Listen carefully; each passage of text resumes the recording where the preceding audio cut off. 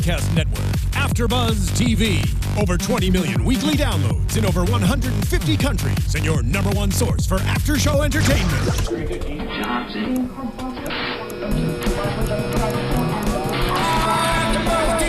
AFTERBUZZ TV, the destination for TV superfans, producing after-shows for over 300 of your favorite TV shows, interviewing celebrities and showrunners, and bringing you behind-the-scenes exclusives. All thanks to E! Entertainment's Maria Menounos, producer Kevin Undergaro, and internet leader Akamai. Now, let the buzz begin!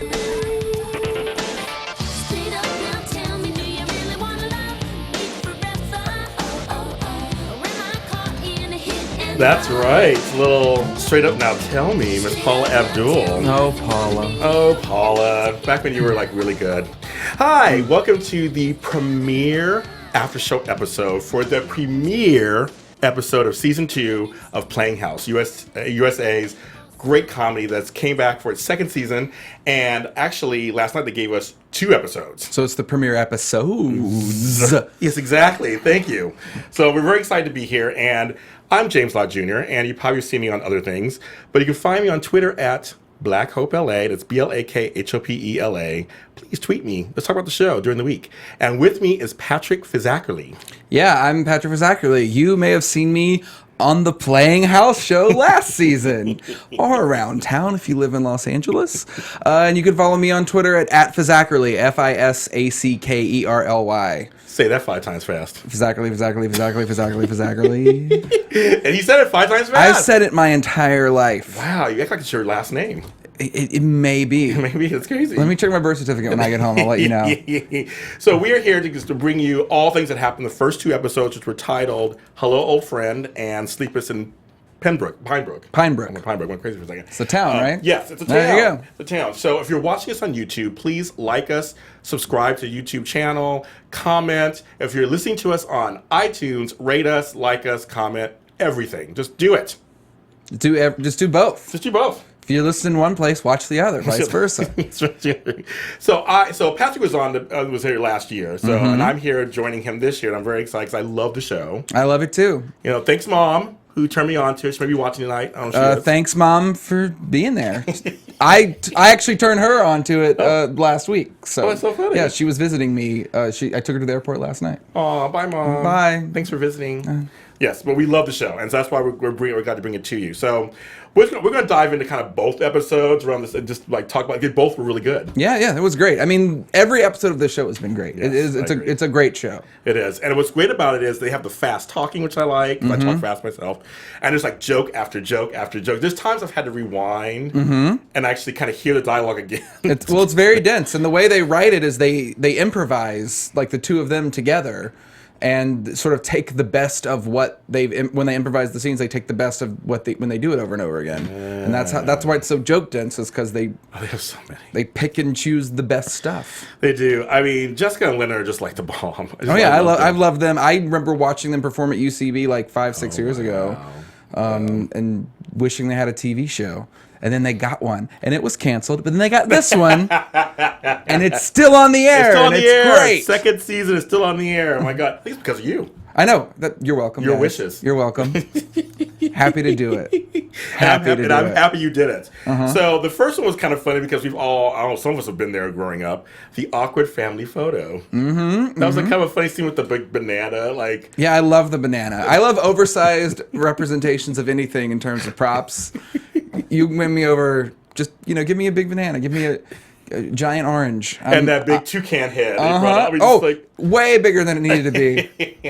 Way bigger. Thanks, props department. It was just, I love this. I have had those Sears portraits back, well, I'm probably a little older than you are, back in the 70s and 80s where, yes, you were wearing the sweaters that really I assure you in the 90s they were still embarrassing. Okay, yay! So that's great. Yeah. So it's kind of fun opening up with that and kind of reminding us that they decided to become kind of a family. I'm glad they stuck to the premise and that she's gonna continue living there. I really like that Bruce is still in the picture, Me too. And it's not like an angry situation.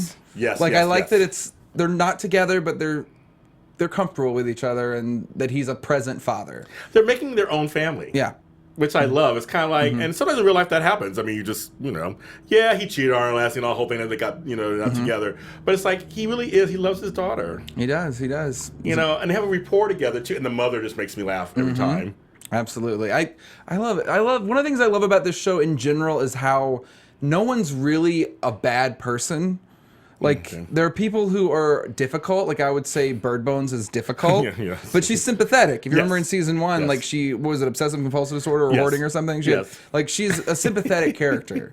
So, I love everything about this show. It's great. And the one that the B storylines was that it was time for sauce making. I'm trying to remember which episode, what had happened in which episode. That was an episode. That was in episode 1. Episode 1 was sauce making. Yeah, sauce making. So it was the family photo. It was the Mark and Tina, which was kind of funny, and Maggie and Emma kind of trying to come together. That was the first episode, basically. Right. And the sauce making. I just want to bring up because the mother, there's a little tender scene. That's absolutely which right. I totally didn't expect. I was like, oh, he tells her why she's always hard on Bruce. And I love that actress too. She was on Always Sunny.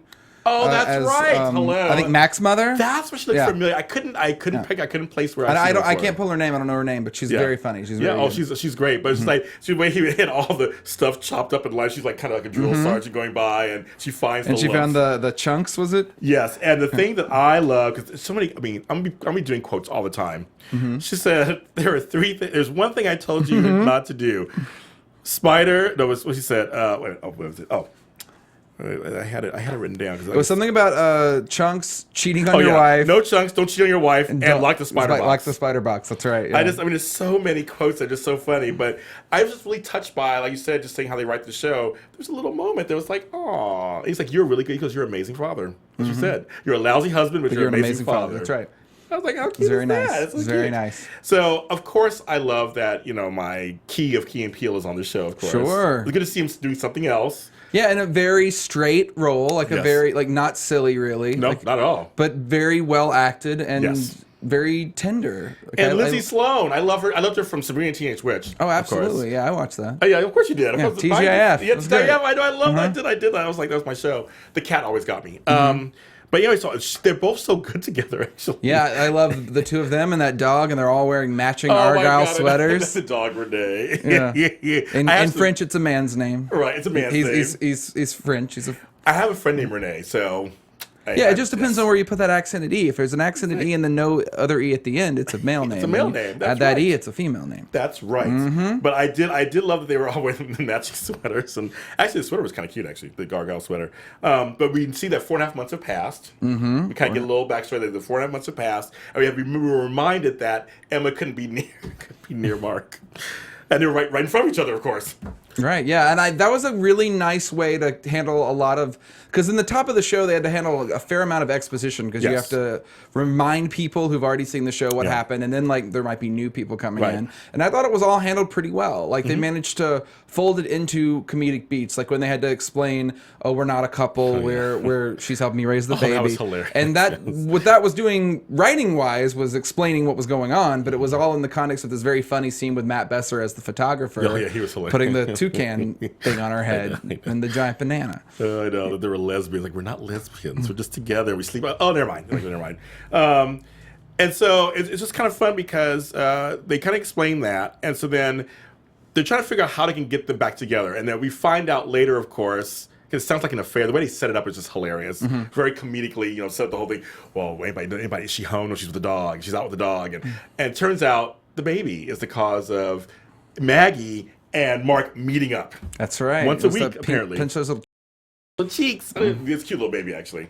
And so it's kind of funny. We see that they've been actually carrying on an affair, so to speak, of the heart, so to speak, because they've been friends forever. That's right. Yeah, and really, it's odd that that Maggie isn't allowed to see him, because Emma's the one where they have the history. Yes. So, I mean, and I like that it was just Maggie, because it would have been more of a betrayal to... What's her name? Tina? I want to call her Bird Bones, Tina, I feel like that's disrespectful. Her name is Tina. Her name is Tina. Well, Bird Bones is there.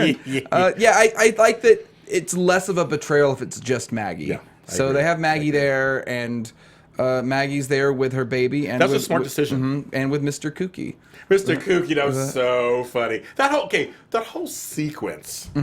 made me just giddy with laughs because when they break into the house. Right. They don't break it because she has the code to get in. Right, because the baby won't go to sleep. Yes, without Mr. Cookie. Without Mr. Cookie. And so they go to the house. First of all, when they walk, again, there's just joke after joke and psych gag after psych gag. When Emma's looking at his DVR, and it's like Murder, She Wrote. They said at various stages. At various stages of watch. That's right. The Xfinity DVR that had the Xfinity ad right before crossover. It. Yes. Oh, yeah. There was a fair amount of Xfinity there talk. Wasn't there? Yeah, there was. I mean, and isn't like I guess we could talk about this briefly. Yeah. The whole thing about you can watch it on demand or something like a week in advance. I wonder if that has something to do with why it was tied in that. Because if you don't already know this, episodes are available a week in advance of when they air on USA on demand. Mm-hmm. So like I assume you can watch episode 3 like right now. You said you can. If you're watching it on demand. Yeah. So I imagine that has something to do with Xfinity, and we got a nice little Xfinity product integration there, guys. But they put a joke with it. Yes, so if they do it with a joke, I'm usually okay with it. And it was a really good joke. It was. It was a very good joke. Ingenious. It was like when he said the various stages of watching. Like, oh yeah, he's going through something. Yeah, that is just I never thought of that. It was hilarious. I love that. And so, but they go there and then she's eating a snack. Mm-hmm. And she has to chew it all at once because she made that choice. And they always do this physical comedy. It's really funny. They do it really well. They're always touching each other or fighting each other, struggling with each other on something. They did it several times in the first 2 episodes. Well, they have this really interesting dynamic where Jess, I can't remember which one's Emma. Jess is Emma. I want to call him Jess and Lennon.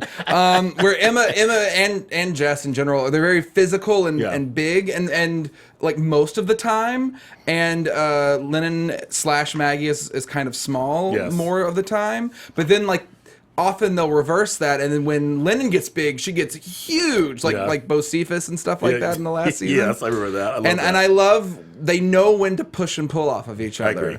And that whole break-in sort of capery thing was a very good example of that, of like them jumping around, and it was very physical and very funny. It was great. I loved it. Oh, when they got when it turns out that Renee had Mr. Cookie in his mouth, and they chase after him, and then of course Margatina come home. Mm-hmm.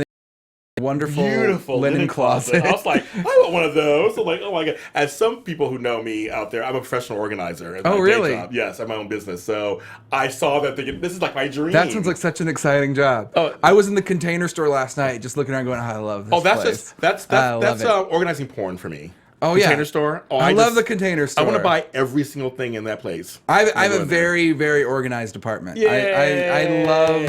I love seeing everything lined up well. Oh, you make me just happy right now. Yeah. I'm a professional organizer. Yeah, I do it for a living. I was a personal assistant for a little while, and one of the things I did was organize a giant DVD and Blu-ray collection, and I was in heaven. Oh, I just would. It was great. That would just make me so happy. You just made my day right now, actually, Patrick. Thank you. So I do for a living. I have a radio show. I do a whole. That's my about organizing. Oh, that's great. That's my other life. Oh man, that's awesome. It's so funny. But so yes, I saw. So you're listening to the Organizing Playing House podcast, where we talk about how much we love organizing and occasionally the TV show Playing House. And I will plug myself every Friday morning on adrenalineradio.com at 10 a.m. Pacific Standard Time. It's my show, Super Organized Universe Radio. Hey, a little shameless plug. No, that's great. There we go. It's very, very organized plug. It was very organized, wasn't it? I love it. So they're in the club, but then so what's funny is they have like the different, like I said, the different beats going on. They have outside. They're fighting. Mike and Margatina are fighting. And of course, don't know they're in the house. Of course, it's very, very French farce. Yes, running around slamming doors and overhearing what you're not supposed to hear. Oh like my that God. Emma has fat feet. That was so funny. I didn't even look at her face. Look at her feet. So her feet are fat, right? It was like she kept going forward. It's like you need to get in there. I was just saying. I understand Maggie's thing, but I don't understand Emma's 10-pound weight, and the whole thing going back to her biting the pillow. And it was very Frenchy. But then the part that made me laugh, I had to watch it twice. Made me laugh out loud. But they were like, "So come on, Renee, where are you?" And they look down. They both look down, and there's Renee just sitting there. And they're like, and I don't know if I can say this on. This is after 7 or something. Yeah, no, it's after hours. It's after hours. It's Playing House After Dark. No, but she says, "You asshole" to the dog. That was so funny. They're like, "Get out!" And just sitting there like, "Yes, I'm sitting here." It was so funny because he kept barking up. It didn't bark at them the whole time they were sitting there playing around. It was like it was just one of the just to me it was the funniest. I love scene. dog comedy. I like dog comedy too. A well-trained dog and a well-edited video of that dog. That works for me too. Nothing better. And so, but yeah, so then he shoot the dog out, of course, and everything. But then of course they try to escape, and Mark sees them, which was great because it added a different comedic dynamic than what we'd seen before. Because playing the farce where he knows they're there, yes. and then Bird Bones, Tina, and then Tina. By the time at the end of the season, he's gonna call her Tina. I swear it. She'll always be Bird Bones to me. Bird Bones is just more fun to say. It is more fun to say. It is. It's more fun to say. She has a name. It's Tina. Tina, I'm sorry. Lindsay. Lindsay. I'm so sorry. Lindsay's probably laughing. She doesn't care. Of course, well, she is listening and watching. Thank you for Lindsay's our biggest fan. I don't know. She might. I have no idea. Probably not. Maybe. I'm gonna find you on Twitter. We're gonna talk to you. You're gonna talk to us. Yes. But anyway, so it's a whole farcical thing where it's like now he knows, and then Tina's coming out and ready to have some action. She wants to do it downstairs. Yes. Oh my God! Again. So they probably improv that song. Yeah. I mean, it's. I mean, it was like, I want to take you upstairs. I want to take you upstairs. You're going to go upstairs. She's like, no, I want to go downstairs. And it's this weird. I'm like, that has to be improv. Well, I mean, almost everyone on that show is an improviser. Right, exactly. I don't know if Lindsay is an improviser. Lindsay, I call her by her first name. Yeah, you're best friends. Because she's a listener and we're great friends. I don't know. I mean, I know she probably is. I don't know if she does it like regularly. Like they do. Like they do. But right. Yeah. But she was great. Yeah. It was wonderful. It was super funny. That song was so funny. And then when she decided to bend over, meanwhile, before that, the girls couldn't get out in time. They had to, fly over the couch and lay there. And she's like, I'm gonna bend up. Oh my God, that was so funny. Yeah, oh my God. It was great. It was that whole sequence from going into the place to when they have to all talk to each other was just so perfectly executed. Yeah, I agree. I love that. And I love Mark taking charge. Can we get to that part? Yes, I think that's where he has had it. And this is going back to one of the reasons I like this show so much is that no one is a bad guy necessarily. Right. Like he was saying, we've all done something wrong. Right. And they had. And he pointed out everything that they did wrong. And then you had a nice sort of sad, touching moment where he was like, we had problems before Emma came back to town. Yeah. And Lindsay had to bring it, because she seriously started having the tear thing. It was kind of like, had to play a wife like, you're right. We did before they came. And then when Emma says, I'm sure it was really hard for you when I came back. Right. I was like, that's what, I mean. It's a very aware show in terms of how people are kind to each other despite their differences. Yeah. Like it's a show that clearly wants to be about people who are generally good to each other. Which is not a lot of comedies or shows in general, but I think comedies a lot of the time the instinct is to be mean. Right. And there's a little of that, like the fact they call her Bird Bones. Yes. But then they subvert that with, making her a sympathetic character. Right. And then sort of going with calling her Bird Bones when they're mad at her, but then they like pull back when you say something that just hit me. You're right, especially with Tina. Who? Who's that? Tina. I'm not familiar. Tina. Not familiar. She actually, it's funny. You're right. The writers have made a choice to not make her just the cookie cutter foil, the bad, just the mean. I mean, she's manipulative and not a good match for him. Right. No, right. But she's not evil. No, and she's sympathetic. Right. She is. That's what I'm saying. It's a great. What you said, I'm like, you're right. It's true. She's a great. It's like it's not all about her just being the bad person. So Emma and he should be together. You understand why Mark is with her. Yeah. And that is the key, because so many things you see, like in a romantic, this is kind of a romantic comedy, right? Yeah, so in romantic comedies, you always have the wrong person they're with, and they're so often always just awful. Yeah. Like, was it Bill Pullman in Sleepless in Seattle? Yeah. Like, I haven't seen Sleepless in Seattle in a long time. Which we'll be talking about the next episode about. You're right, that. Yes, yeah. But like, funny. doesn't he have like he's like really gross and like it's like, why is she dating him? Right. This gives you reason enough to believe why he would have gone with her. Well, I see that he went with her because she seemingly was his speed. Right. And She's it's a small town too. So if you stay in your small town, you only have so many people to choose from, and you figure. It's not nice to say that people in small towns settle. I'm not saying that. He's not saying that, folks. I'm not saying He's not that. saying that. But he's saying. But I am saying that if you don't venture outside of that town, yes, you're not likely to find the quote unquote soulmate situation. That's just It's limited. It's limited. Numbers wise. Yes. It's a numbers thing. It's unlikely to happen. But I'm sure all of you from small towns are very happily married to your high school sweetheart, and it's going great. Or your elementary school sweetheart. Yeah, sure. Right. Maybe you shouldn't marry someone that is in elementary school. We mean you were both in elementary school at that time. That's right. Yes. Yes. As long as we're clear. We're not suggesting anything about small towns. Yeah, it's a small well, but it's not small enough to date children. I think that's what our point is. So back to what we're talking about. No. Oh, what are we talking about? We're doing this as a podcast? I don't know what's going on. Okay. No, but so basically you see why, like you said, you see why he's with her, but you also see why he would like Emma. Oh, sure. Well, that's who clearly. she lost her virginity to. Yeah. I mean, look, let's pull back the curtain a little bit. Let's just pull out the curtain. This is a TV show. Ooh. At some point, they're going to get together. Of course. We're just waiting that out. And as a person of color, I love that they see no color on the show. Oh yeah, I mean, that both of them, they talk about black. Another show they talk about black men too. Like it's no big. It's just like it's just the guy I was with, and just they don't even mention it. It's just like it's whatever. Yeah, I think hopefully we've reached a point where we can have shows like that. I agree. I would hope they have so. in Canada. They do? Yeah, what kind of in Canada? People are dating all kind of races on their shows, their major shows. No problem. Canada seems like a nice place. They have good maple syrup. Yeah. I've heard. New Hampshire too, though. That's America. Oh, they do. Yeah. Oh, yeah. See, America's all right. America's all right. Yeah, it's okay for some things. Look. Of all the problems we have in America, I'm willing to give it that. America, good syrup. It's all right. You got good syrup. yeah. In certain areas. And you know what? And this morning I wanted to make pancakes and I didn't have any syrup. Well, you should have gone to New Hampshire to get it right. That's where it is. I'm like, that's your own fault. Let's see. I was in Dallas this morning. Is that close to New Hampshire? Were you really in Dallas this morning? Yes, I was. Oh, you flew today? Yeah, I got back. Oh, wow. Okay. Yeah, it's kind of crazy. I had to get out of there. Yeah, I mean, in Dallas? I had to come back home. Did you lay over or were you in Dallas? I was in Dallas. I went to my sister's wedding and visited my cousin for Or were his you birthday. from Dallas? No, I'm from Los Angeles. Oh, okay. But I have family down there, so I went down there in the 100-degree weather. Oh, yeah. To brave a wedding and a birthday. Oh, wow. That sounds hot. Well, I'm from Mississippi, so I know humid summer weather, and it's rough. I know you don't miss it, do you? I don't miss anything about Mississippi. I mean, I miss my family and certain friends that still live. Well, that still live there. A lot of them don't live there anymore, but the ones that still live there, I miss you.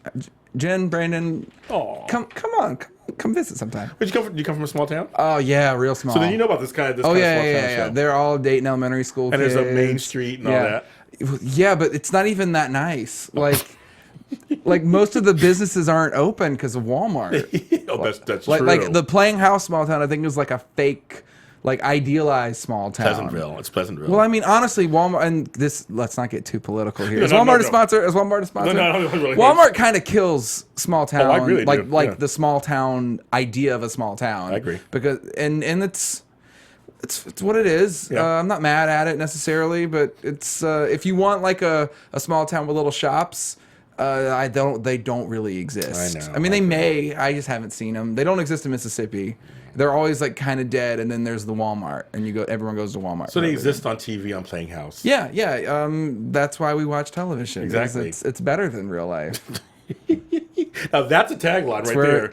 Characters are welcome. You did it. I love it. Yeah. You did it. So basically, they hug it out. Oh right, there's a show. There's a show. I'll bring it back around. Yeah, so sure. but I like that. It was good. So they hug it out, and then with the fun, and again another sight gag and timing, they look over to get Mr. Kooky, and Renee is humping it. Sure. What you're not gonna put? It's like Chekhov's gun. You introduce a dog in the first act. It's got to hump something by the end. It's Chekhov's lipstick. Oh, I love it. I was like, that is just. As a boy, you laugh instantly. Yeah. Jokes like as that. a boy, I love to hump things, and every time it tickles me. This is turning into Playing House After Dark, isn't it? Wow. It's a sexy show, guys. It is. It's a TV 14 situation. Some TV NAMAN, whatever all those letters are. And so then Maggie and Emma get home, and Bruce, our man, comes downstairs and is like, yeah, put Shard to sleep, no problem. Yeah. Very funny tag. Very funny tag. Yeah. And then we see the photo. Oh my God. Because apparently in this town, not Sears, but wherever, just delivers the photo. Yeah, I know. Yeah, I know. It's fine for the sake of the joke. It's fine. That's fine. I don't mind. Because that banana was hilarious. And they made it on the wall. Made it on the wall. But Little Charlotte looked really good. The others were kind of looking crazy. And they made it on the wall at the shop. She said she always wanted. They brought the joke back around. That's what she wanted to always Full be. circle, baby. I love full circle joke. I love people can do it. I'm so impressed. All right. Well, that's the first episode, That was the right? first episode, kids. That was Hello, Old Friends. So that's just back to them and who they are. And then in this episode 2 was Sleepless in Pinebrook. And Pinebrook, of course, is the town they live in. And this one was also, and here's something really interesting. Well, I'm not interesting to you people, but to me it was interesting. What do you mean, you people? You know you people out there. Sorry, I was like, that's the easiest joke anyone can ever do. That's why I love it. It is easy. It's like, bum. Very, it's right up there with, I don't have any kids that I know of. Yeah, I was like, sorry, guys. Never hire me to write anything for you, don't ever. hire him. He's funny. Just not tonight. Not kidding. No. No. Well, if I get a call right now, I'm leaving. He's like, bye. He's like, see you guys later. He goes, my name is Patrick Fisackerly. If season 3 of Playing House gives me a call, I'm out of here. I don't blame you. Yeah. Yeah. Sorry, guys. Just get me on the show so I can like do a walk. Oh yeah, it's all you know. Okay. So it was funny. The other day, I had a discussion about the Property Brothers with a friend of mine. Oh really? We were trying to decide if they were good looking or not. I would say they are based on this episode of television. This episode, but I was not familiar with the Property Brothers. I mean, I'd heard of them. Okay. I'd heard of them, but I'd never watched them before. Yeah, Drew and Jonathan. They're like 6'5" twins who are on HGTV and they do a bunch of shows. And we go back and forth. We're like, they're good looking this episode. They're not good looking. They're good looking this episode. They're not good looking. Maybe it's like their hair or something. Did they change their hair a lot? I don't know. Hair can do a lot. Like look at a picture of someone right before they became famous and got a stylist and after. That's so true. That is so hair. true. Hair is, and that's mainly hair, clothes and hair, but a lot of it's hair. Like some of my old pictures, there's about hair too.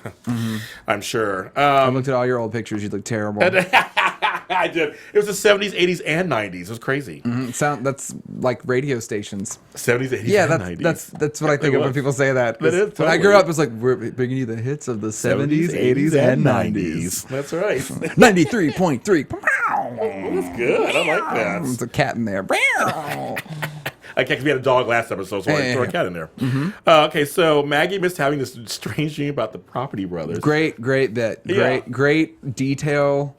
Yes. I mean, very funny. And I wonder, it makes me wonder, and this is, I guess, a little bit of a spoiler for the end, but we have the cameos of them. Yeah, they come So on. it makes me wonder which came first. Like, did they write the joke about the Property Brothers and then get them? Or did they write it about someone else and they couldn't get, like, they were like, oh, I had a sex dream about Alton Brown, but they couldn't get Alton Brown. I'm just trying to think of people who are on, like, shows like that. Because it's funny, like, it could be Bobby Flay or something. Sure. But it's funny because it's twins. I think there's something that's intrinsically funny about that. To me, that is the funniest one. Right. Like, if you had to, like, pick out of those sort of not reality show necessarily, but like informative sort of reality shows. Kind of, whatever they call them. There's a name for it in the Emmys. I can't remember what it is right now. I think it goes in the reality category, doesn't it? But they have reality competition. But the ones that they do are, because they're actually, I think it's called it's like you're on like informative something. Yeah. If you know what that that category is called, you can tweet me at please tweet us, send us an email. Yeah, send a snail mail. Send it to AFTERBUZZ. Put a stamp on it. Guys, forever stamps are a great investment. They are. You can pay for them now, and if stamps go up, they still are good stamps. Forever. They're not lying. Yeah, it's a great investment. I just bought some the other day with a poet on it whose name I can't remember, and she's very famous. She just died. Maya Angelou. Oh, Maya Angelou, yes. Yeah, I told you she's very famous. It was not an obscure person. She's kind of famous, yeah. Yeah, I have some Maya Angelou Forever stamps at home, so if you guys need any stamps, I'll mail you some. Yeah, help me. I'll mail you one on the envelope. You got to steam it off. But yeah. It's up to you if you want to use it or not. I think that's illegal, but you can try. Yeah. Oh, I know. I should be telling that, of course. No, you should do it. You should do it. And write Patrick Fisackerly, Fisackerly, told you to do it. Oh my God. And my address will be on the other side of the envelope. You can just send the federal people my way. The federal people. Well, I don't know. The postmaster. Yeah, send the postmaster general my way. And yes. we'll deal with it. So Playing House? Yeah, Yeah. So they do a great bit in the beginning about, because she's all like, I can't talk about the dream in front of Charlotte. Right. Charlotte's a baby, of course. It's like, well, she's just really too advanced. So Emma says, why don't you use other words? So they use metaphors for her lady parts. Sure, and the and for things the that they do. The activities. Tarp. Carpet. The carpet bit was very funny. It was very funny. And I forget if it was the beginning or at the end of the episode, but there was like a run about her types of carpet. Yes, and she's like a runner. Yeah, and she has like a shag carpet. She has shag carpeting. And she's like, I don't want to know that. You have to look at it. She goes, but knowing that it's there, well, it was a great bit on that. Yeah, that was very funny. Yardsticks. He measured me from different angles. That was a little bit too. That was funny. It's like from different angles. I was like, it was just that was very that's a very I've seen that premise before, but that was a very well executed way of doing that. It was actually very advanced to me. And it tied it into Property Brothers too, which was very funny. Because I've seen that premise done on other shows too, but usually it's like a funny word they'll substitute for. Yeah, one I think thing. like Sex and the City. I think maybe did it. Yeah, something. I was gonna say. I was like, oh my god, I was gonna say. Well, it must have been in the movie because that's the only thing I've seen of Sex and the City. No, it was. No, it was not. It wasn't a movie because she's talking about. No, it was in a TV show about coloring in the coloring. It's the coloring. Someone thing. told me about that once. Yes, because I was at work. I was in college, and we wanted to talk about sex at work, but someone was like in Sex and the City they said coloring. Yeah, so that's why I know that inside. And so you can color, and Samantha's like, you can color my box and color inside and outside. This is better. This Playing House is better. No, this one was actually like I said, it was smarter and it tied into their profession, which would make sense in a dream. About them, right? They would say things like that, of course. And I like also that they are celebrities, but they are not famous. I mean, they're probably pretty well known. He doesn't mean like you. I mean, people know who you are at some level. But I just mean like it wasn't like Brad Pitt or Tom Cruise or someone that you would reference in the '90s as a hot man. I guess. Tatum or somebody. Did you say the 90s? Oh my god. Well, really, I mean, they're still good-looking men, but you know what I mean. Like that, like going as like your go-to hot man as Brad Pitt is something that people did 20 years ago. Oh my god, it was. I know. I just think it's kind of funny to say it out loud. Yeah, I mean, he's still very good-looking, but he's also like what about 50 or so at this point. Yeah, he is. So I'm not much less that either. Brad's a listener. Brad, you're great-looking. I wish you all the best with Angelina and Shiloh and the rest. 10,000 kids. Yeah, they're beautiful children, and you're a great-looking man. Yeah, I would go for. I would. Yeah, the go-tos would be Channing Tatum, or I don't know, Tyrese. I don't know. Somebody with a great body, I guess. Yeah, and she didn't go. I mean, Matt Bomer, maybe. Maybe is he famous enough to be your go-to though? Well, isn't he on? Wait, he's on USA. He was on White Collar, right? Yes. I didn't watch it. I didn't watch it. I know him from the Magic Mike movies. Yeah, of course. Primarily. Yeah. Which are a hoot. Ooh, some Joe Manganiello. I would like. He'd be one that I guess people would reference. Yes, yeah. But it's funny. She went a route that was like, they're semi-famous, sure. but they're kind of obscure enough that you they're just obscure enough that like this is like just a comedic rule. Yes. It's good if you make a reference of something that people know, but it is just obscure enough where no one else would make the reference. Yes. And I think this is like a good. It's right in that wheelhouse. And and you would think, why would you dream about them? Like, right, that's what you want. Right, yes, exactly. But like even I who have never seen their show, like I don't think I've ever watched HGTV. As someone who's very organized, you think I would like that. But yeah, I know. I just don't. It's probably great. I probably would enjoy it. There's just a lot of television, guys. A lot of channels. I gotta watch Playing House. Yeah, and they're the perfect people for that. Yes, because I've heard of Property Brothers, and sure. it's funny that someone would have a sex dream about them. Yes. Yeah. And then they brought back one of my favorite actors, who's on several shows that I watch. They brought back Zach, the brother, Zach Woods. Oh, that's right. Yeah, Zach Woods. He's also on. He's on Silicon Valley. Which I love. He's on Veep. Yeah, which I love. All the shows I love. Yeah, I just love that. I just love him. He's been a UCB guy since he was a teenager. Okay. Yeah, he's another guy I used to watch do improv all the time. He actually did improv with them. There was a show they still do the show called Soundtrack. Okay. Although I don't know if those guys are performing in it regularly, but not 19 anything, but and I'm at the age where I feel like I should go back a few years to say 19 something, but it's not. It's not. It was 15 years ago. It was still 2000. Is that funny? I know it was. Right. But it was like 2010. Like 2010, I went and saw Soundtrack a lot, Okay. and they would improvise to. They played music and they do a scene set to that song or inspired by that song. Fun. And the three of them and some other people, including like Jason Mantzoukas, who was on the show last season as a drummer. Oh yeah, Lived in a van or something. Yes. Okay, yes. I've not rewatched the whole series since it aired, but. I remember it pretty much, and like those guys and some other people would always do improv every weekend. Oh wow, I love him. He's just. Oh yeah, most of the people on the show, and like Matt Besser, who was the photographer in last episode, was one of the founders of UCB. There you go. They put their friends on the show. That's cool. Yeah, that's cool. And they're funny and they're good. And they're not just putting them on to put them on. They're actually. Oh yeah, no, it's not like they're doing them a favor. Right. I mean, they're all great. They're delivering. Zach Woods. Yeah. Zach Woods is amazing. I love him. He's he great. has a face for comedy. He has just that look. And he is very tall. And funny looking, but not funny looking. No, right. Yeah, I'm kind of attracted to him, so it's fine. You can have him. I don't think he likes men, but you can have him. That doesn't work for me. Dang it. I'm sorry. I'll just admire him from afar. But no, they brought him back, so I'm glad he brought him back on as the brother. And this whole Dunkel thing, another Dunkel was funny. Hashtag Dunkel. Hashtag Dunkel. Hashtag Dunkel time is what it was. Exactly. We're gonna hashtag that one. Dunkel time for dad and uncle time. Because of course, with the gay folks, we do Gunkle all the time. What is that? Gay uncle? Yes. So Gunkle. What does that mean? Gay uncle. Just that you're the gay uncle. It's like your older gay friend who.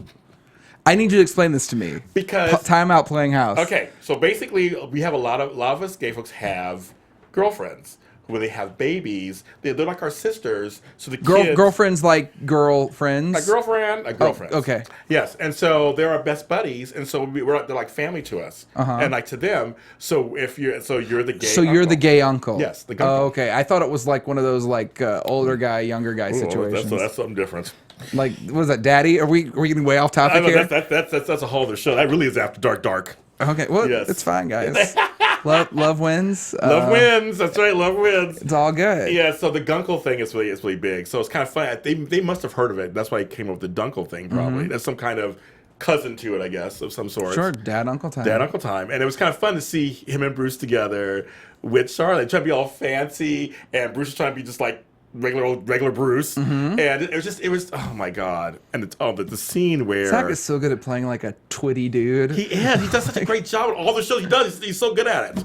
Yeah, I mean, so in real life, is he not that way? Probably, obviously. I don't know him, but he's very funny. I can see him having like long hair in real life and totally the opposite. No, I mean he looks Jeans like and that. T-shirt. That's definitely his persona on stage. But I mean, he's very funny. I'm sure he's perfectly.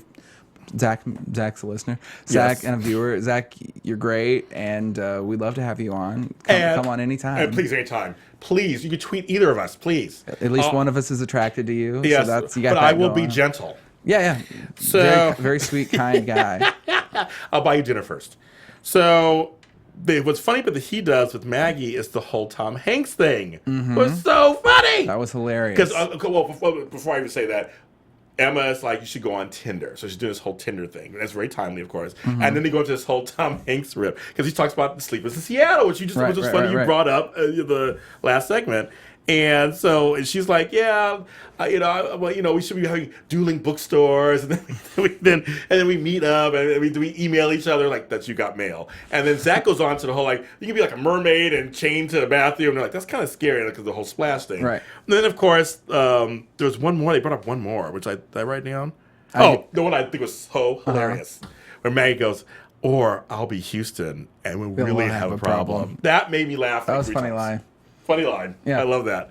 So, because you have to have the Hanks of your dreams, quote unquote. That was the whole thing. Who wouldn't love dating Tom Hanks? Tom Hanks. Tom Hanks is You never hear anything.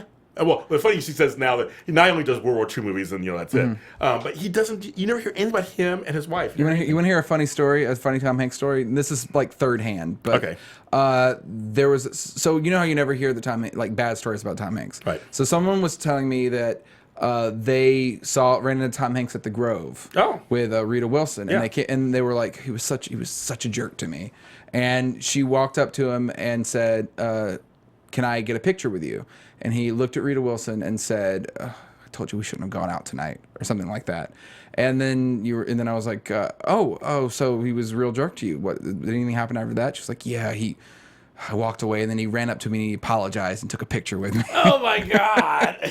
yeah. That's Tom Hanks. Yeah. Yeah. Apparently, by all accounts, a wonderful man. The nicest person on on earth. Not a personal friend, but by all accounts, a wonderful man. He has ties to Sacramento, where I lived, and Harlow's there. I believe is actually owned by somebody in his family. Oh, so really? Kind of funny. Little Sacramento connection. And of course, Rita. Of course, I believe she's part Greek. Or is Greek. Yeah, well, I think that was her interest in Big Fat Greek Wedding. Yes, exactly. She's one of producers and everything. So, yes, so it's kind of, they're just a nice couple. It's like you just never really hear anything about them. Now, his son had some stuff. We're talking about Chet Hayes? I was like... Yeah, Chet Hayes is probably not the nicest dude. Yeah, there's a little... Colin, very nice, though. Colin's very nice. Colin did a great turn. Okay, I know this is digressing for just 1 second, It's fine, it's fine. One of my favorite comedies of all time, which still I'm in mourning, is Happy Endings. Oh, great show. I mean, I'm still in mourning. And Colin Hanks does a great turn on one of the episodes in season 3. He's great. He was great in Fargo. He's super great actor. Yeah, he's a great actor. And I did meet him briefly. He's very nice. Oh, you did? Okay. Well, I have mutual friends with him, but I don't know him at all. I don't want to give like the douchey. I don't want to give the douchey impression that I know him at all. I don't. I do not know him. Colin Hanks, if you're watching, please just say hi to him. We ate together at a restaurant at different tables with a big group. What restaurant? Oh, it was like a pizza place. It wasn't a nice place. But so I met him like in passing, but was very nice and kind person. Yes. Okay. So for the record, I don't know Colin Hanks. Okay. He has no Colin Hanks kids. Hashtag you don't know Colin Hanks. Hashtag Patrick does not know Colin Hanks at all. At all. What's also funny is, so we get back to, so they're going to do the Dunkel time. We'll talk about that in a second. But the part that was really funny was Maggie's coming downstairs to walk into the living room. She's like, yeah, I had to sing Landslide 5 times, and she finally went to sleep. Like, just, very funny detail. Very funny detail. I mean, it's like... I'd sing Landslide to a baby. I love that song. I'm a big Stevie Nicks fan. I would cry and sing that song to a little baby. You know, I just again, I love obscure enough, but yeah, people know the song Landslide. Most people know it. It's just like, and she walks into this huge room full of just pictures. Now, as an organizer, I was happy. Yeah, it was a very, and they were organized by physical appearance. Yes, there were single dads, widowers, balding but owning it. I love that, and bearded. Yeah, I loved it. Yeah, it was very funny. It was like great. I was like, great to see that all up there. It was so funny. She's like, all these men said yes. She was like, so it was just, I just think of Emma at like FedEx Kinko's like printing them all out. I know. It actually could have been a funny scene too if they did that. And so Maggie agrees to one night, because it's important that we say that, because later on in the episode it becomes something. But she agrees to one night. One night of romance, which she thinks means one man, one date, which I did too. But guys, this is a comedy show, right? And that's the comedic premise here is that we twist words around. Yes, and so of course the song we played at the top of the hour was a song that was playing while she was getting ready for her date. Well, Paula Abdul. Back when she was like the hottest thing on... Pre-MC Scat Cat, right? It came out right before that, yes. Yeah. It's off the same album, the whole Forever Your Girl album. All right. But yeah, I remember she was like the hot dancer and singer, and well, kind of singer. And she really was, She's fine. I'm not like a Paula Abdul devotee, but... She's fine. I just remember that whole scandal around that. But the songs were good, and she was good, and I enjoyed it. And Straight Up was #1 hit, so screw all y'all. And were there a lot of really angry people that you were directing this at about Paula Abdul? They're talking crap about her. I look at all the cameras. Guys, Paula Abdul is fine. She's fine. She's like America, fine. Like America. She has great maple syrup, maybe she does. and she's fine. Everyone chill out about Paula Abdul. I don't think she eats maple syrup. Probably not. She probably eats a lot of salad, a lot of kale. Yeah. It's fine. Kale's fine. I hate kale. No, I don't hate it. No, it's fine. Kale isn't fine. Sorry. It's never my go-to, but it's fine. Well, fried kale's not bad. People love listening to those noises on the podcast. I bet. Yeah. Here you go. Ooh, Now that no one's listening, we can really get into it. Yeah, exactly. Hey, nobody's listening. It's fine. Okay, so again, some slapstick comedy. The two chicks. She's wearing. She does look cute, but she's wearing her peanut pod pants. Oh my God, she says nothing fits. Well, Emma said, "You're gonna try to put this thing on," and so again, ensuing the slapsticky, very funny pulling, and then she hand slips in and feels her nipple. Yes, but it's a nursing bra. Which I'm not familiar with nursing bras, but I take it that the nipple's exposed so you can just breastfeed easily. Yes. There's a little flap. Context clues had me figure that one out. I raised a child. Well, I didn't breastfeed or anything, but I did raise a child. So okay, I've never raised a child nor breastfed one. Yes, I raised a child, but I didn't breastfeed her. I didn't breastfeed her. Didn't breastfeed her. Didn't breastfeed her. There's no breast involved. Didn't roast feed her. None of the following. And I'm sober. So usually I have a little flaps. Well, you can't if you're breastfeeding. You can't drink. They say you can pump and dump. You pump and dump, yeah. You have to be careful. You have to be really careful with that because we don't want babies with problems. Listen, here at AfterBuzz, we really think it's important not to make your babies drunk. Don't make your babies drunk. Don't date elementary school children. That's right. And buy your maple syrup locally in New Hampshire. Locally in New Hampshire. I was going to say locally in New Hampshire. That's right. I wouldn't mind going there. I've never been there. I've been near that area, but I've never been to New Hampshire. I've been to like Manhattan, which I guess is generally I've been to like Rhode Island. I've been to Connecticut. I mean, I've driven through Connecticut. Or ridden through. I was in 8th grade. Because you're in Mississippi. You're in the South. I went like a trip with. Okay. We were in several states in that area. And when you go back east, the states are short. You can get through 10 states in like a day. So that's why I don't remember exactly which ones we went through. Is because we went through several. Yeah. Right after 9/11, we went to New York to check it out. To check it out. See what's up. What makes this place so special? Why'd they choose there? Oh my God. Guys, 9/11's not funny. It's not funny at all. But stop it. It's fine. Yes. So he's been near New Hampshire. So anyway. Sure. Yes. So Bruce and Zach do their whole Dunkel thing again with the dinner. It's all fancy. Then they have story time, which I think is really funny, where he's like trying to pick books, and he's like Moby Dick, Portrait of the Artist of a Young Man. Yeah, I was gonna say exactly. And Bruce is like, it's some time for some farce to piece theater. And he makes fart noises. Which babies love, and comedians that are in their 20s love. I'm a baby. He's a baby. I'm basically a baby. I'm in my 40s, so it's too late. It's never too late to love farts. No, I did chuckle though. I did give a good chortle. I did a good chortle to that. And the baby picks a book. Of course, because babies like physical, tangible objects. Exactly. So, but then right after that is the scene that made me laugh so hard. Was this the dating scene? Or was this like when we asked if she wanted to party? Is that the next scene? Yeah, the next scene. It was kind of funny because I'm like, I was talking. It's a very actually.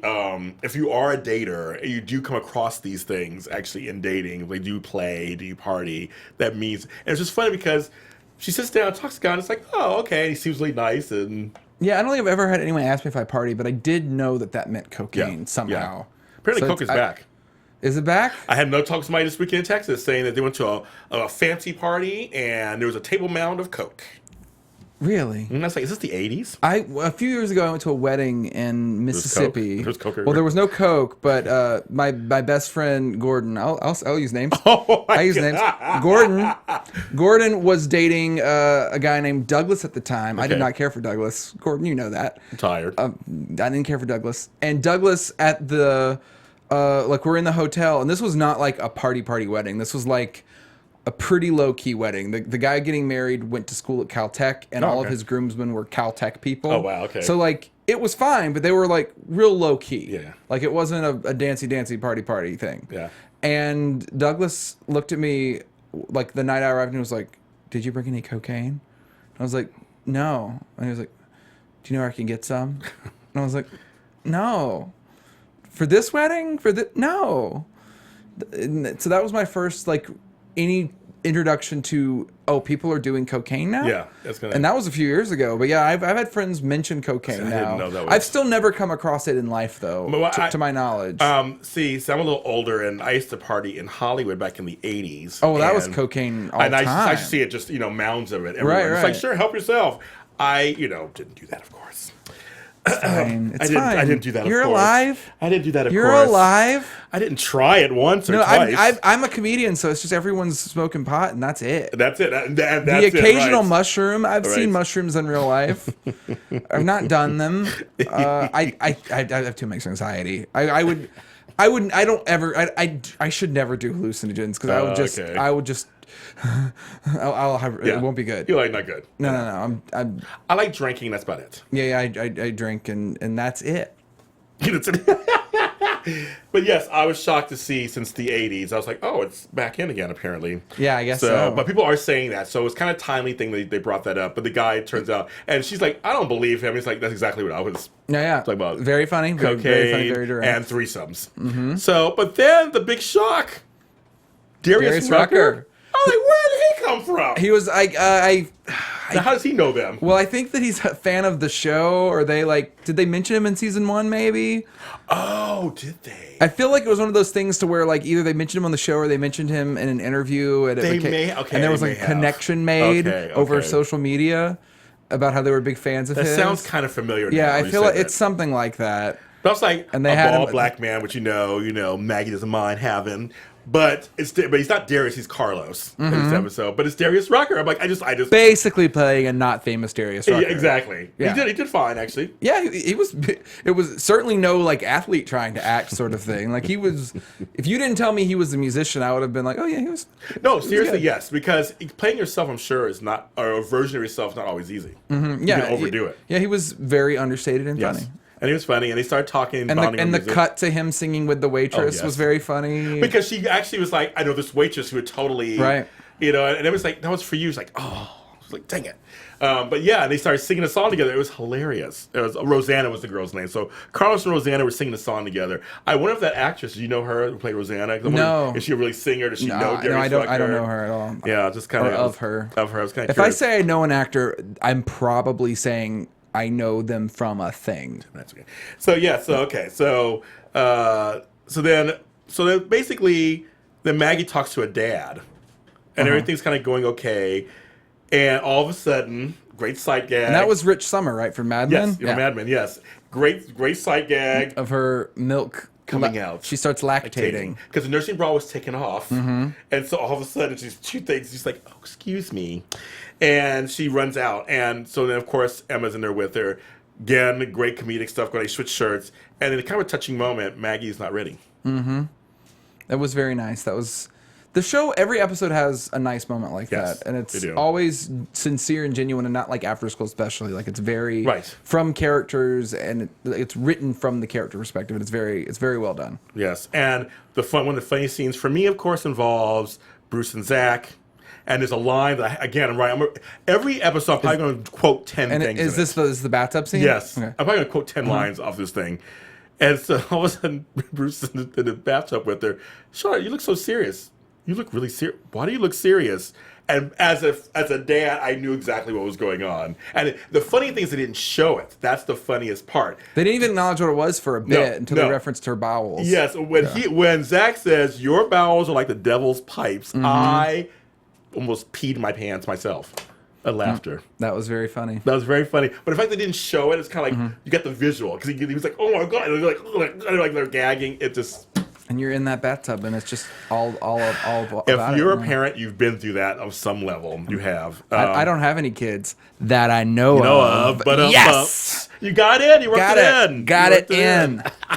Our engineer is sitting here going, "Who are these people? Who are these people?" He's been laughing. Okay, so. Basically, Maggie tells Emma to stay for the next guy, and it's an architect that says, "You like to party?" But brought back. I love a joke that comes around circle. So Maggie comes home, and she was overwhelmed. She just came. She was like, "I'm home now. I was with my baby."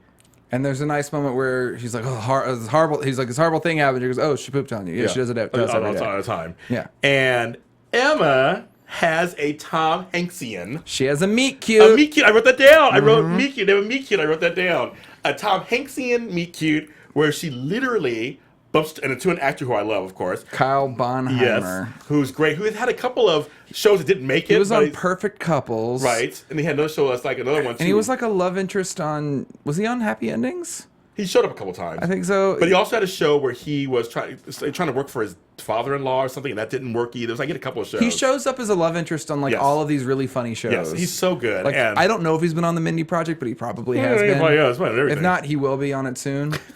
On Hulu. Kyle, we really look forward to your appearance on the Mindy Project next season. It's gonna be great. He's an actor for hire. Kyle's a listener. Kyle's a Watt viewer. Yes. Everyone on the show is just a big fan. They are big fans of ours. Who knows? They may watch this. They might. You don't know. I don't Let us know. Please, that's what you watch. Please tweet either of us. I'm on 10 shows here, so please tweet me on any of my shows. Let me know what's going on. But they have a meet cute, and they bump into each other. He knocks everything out of the shopping bag. There's a little bread reference kind of gag, and so they're saying they're talking. Yeah, he asks her out, and that'll be a little arc we get for a few episodes to delay the inevitable of her getting together with Mark. I know. That's, guys, we know. We all know, guys. We all know. We've seen TV before. And then the last thing, which was kind of the great thing at the end, was what we see the dream. The dream. We see what we think is Maggie's dream. Yes, and that was very clever because they have the Property Brothers kissing her, and then she seemingly wakes up. Yeah, and then they're watching the Property Brothers on a beautiful Samsung television. Cross promotion. Yep.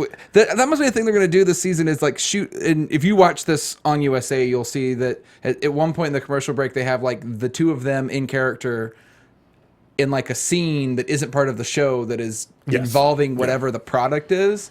And this episode was a Samsung TV. Yes. And then in the episode at the end, it ended with them like talking about how the beautiful picture on the Samsung TV. But they work it into a joke, so I'm okay with it. It worked. Yeah. Because they're watching it, and you think it's Emma about to cover up Maggie sleeping, and it turns out he said, no, they're really here. And they show up behind them, massaging them, and it's actually Emma sleeping, and Maggie covers her up. And she says something to the effect of like, enjoy the Property Brothers or whatever it is. I think she says their names or something. Yeah. And tucks her in and lets her enjoy her fantasy. It just jokes all around. Very funny end tag. Yes. Very good. With a beautiful Samsung television. You can probably get them at Best Buy. Target. If you're in a small town, Walmart, because it's the only place you can buy anything. That's very true. Your children that you're dating love them. In small towns. In small town Mississippi. How many more callbacks can I fit into this one sentence? I know, but you're working it out. I'm doing the best I can. You know, you're good. So that's actually the first 2 episodes of Playing House this season.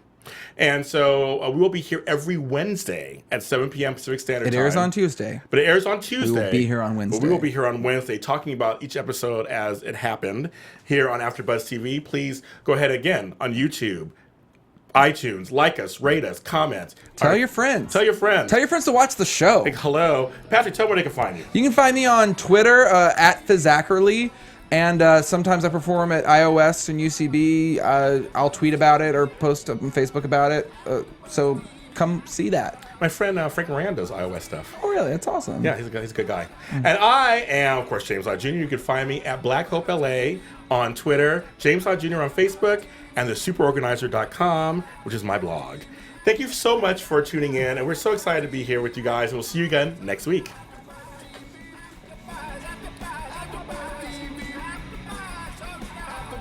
From executive producers Maria Menounos, Kevin Undergaro, Phil Svitek, and the entire AfterBuzz TV staff, we would like to thank you for listening to the AfterBuzz TV network. To watch or listen to other after shows and post comments or questions, be sure to visit AfterBuzzTV.com. I'm Sir Richard Wentworth, and this has been a presentation of AfterBuzz TV. Buzz you later. The views expressed herein are those of the hosts only and do not necessarily reflect the views of AfterBuzz TV or its owners or principals.